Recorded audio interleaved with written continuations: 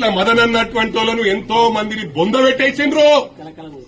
వాళ్ళ కలకల ముట్టనుంది. మీరు అనుకుంటున్నారు వీళ్ళు మేనేజ్ చేయలేకపోతున్నారని. ఒక్కసారి గమనించాలా. ఇలా సెక్రటరియట్ కూడా కూల్చేసారంటే వాళ్ళేమో నిధులెళ్ళే అంటారు. అది కూడా చెప్తున్నా. ఈ వాస్తవం. దాన్ని కొట్టిపడేసిరు. మంచిగా ఉన్న బిల్డింగ్ కొట్టేసిరు.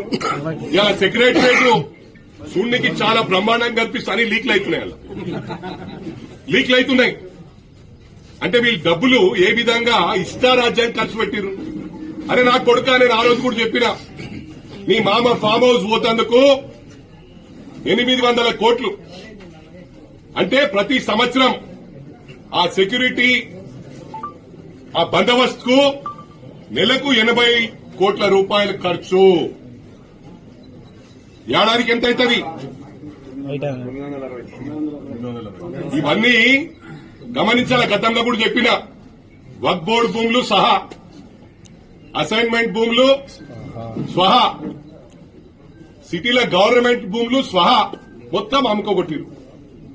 అయినా మా గౌరవ ముఖ్యమంత్రి గారు ఎంతో కష్టపడి ప్రజలకు న్యాయం చేయాలనుకుంటున్నారు. అరే ఇవాళ నేను చూస్తున్నా, నాకు కొంతమంది ఎలక్ట్రిసిటీ డిపార్ట్మెంట్ నుంచి చెప్పడం జరిగింది, హరీష్ రావు గారే ప్లాన్ వేసి ఏదైనా మీటింగ్ అయ్యేటప్పుడు కావాలని ఆఫ్ చేయి ట్రాన్స్ఫార్మర్ కాడబోయని చెప్తారు. ఎందుకంటే ఇలా అన్ని క్రిమినల్ ధమాకులు.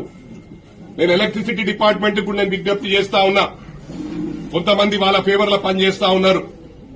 15 నిమిషాలు అయ్యే పని గంట సేపు చేస్తున్నారు రిపేర్కి వస్తే. మీ అందరికి కూడా విజ్ఞప్తి చేస్తా ఉన్నాను. ఎందుకంటే మంచిగా చేసే వాళ్ళు కూడా ఉన్నారు దీంట్లో. కొంతమంది నా దృష్టిలో వచ్చిండ్రు. రైతులకు సహకరించకపోతే సస్పెండ్ తప్ప మీకు ఇప్పుడు కోతకొచ్చినాయి. రైతులకు సహకరించండి, కరెంట్ ఇబ్బంది పెట్టకండి. కొడుకులు రెడీగా ఉన్నారు, ఏదోటి చేద్దాం ఇష్యూ. వీళ్ళకి నిద్ర పడతలే. బావగానికి బొమ్మడిదికి ఇక మళ్ళా మేము సీఎంలం అయిపోతాం పైసలు వచ్చేస్తే అని. ఈ ఫస్ట్ ఏమో ఏది మొగడు తెచ్చినోడు కూర్చున్నాయి ఒక నెల 2 నెలలు. ఇప్పుడు ఇక దొరికినాయి, ఏదోటి దొరుకుతుంది. ఎప్పుడు ఏది దొరుకుతుందని చూసి మళ్ళా హీరోలాగా అవుతున్నారు. బిడ్డ మేమందరం బయటకెళ్తే మళ్ళా మీరు వెళ్ళరు ఇంట్లోకి. ఇలా గాంధీది కూడా చెప్తున్నా, గాంధీ నాన్ కరప్ట్. ఈ ఆనవాయితీ తెచ్చిందే మీరు.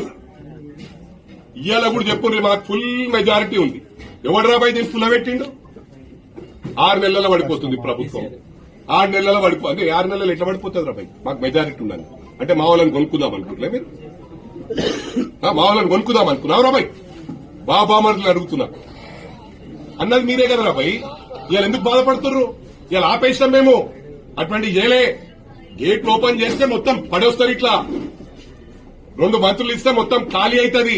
ఆల్రెడీ ఒకరు మాట్లాడిర్రు, మాకు 2 మంత్రులు ఇండ్రి మొత్తం 26 మందిని తీసుకొని వస్తామన్నారు. తెలుగు నాదరా సోయి నాదరా ఎందుకు రెచ్చగొడుతున్నారు? మళ్ళీ ముందే మా రేవంత్ అన్న ఉండి కింద పడ్డా మీద పడ్డా అదే అంటాడు, అదే మాట అంటాడు. ఆయన ఎందుకు రెచ్చగొడుతున్నారు? మీరు ఉట్టిగా గెలికకుర్రా బాయి. మీది మీ బొంద మీరు దవ్వుకుంటుర్రు. రేపటి నుంచి టీఆర్ఎస్ వాళ్లను కాదు, ఓన్లీ హరీష్ రావు కేటీఆర్ బావమర్దులను చూసుకుందాం. మళ్ళా వాళ్ళ ఆయన గుండెవల్లి దక్షిణ బదలా మనకే వస్తుంది. మళ్ళా సింపతితో గెలుద్దాం అనుకుంటారు కొడుకులు. అందుకు కేసీఆర్ గారిని ఏజ్ ఫ్యాక్ట్ దృష్టిలో పెట్టుకుని ఏమనకుండ్రి, ఓన్లీ బావగాన్ని బామ్మరిది గాని టార్గెట్ చేయండి అని చెప్పి కూడా కాంగ్రెస్ కార్యకర్తలకు పిలుపునిస్తున్నాం. ఇక చూసుకో బిడ్డ, కాసుకో రెడీ.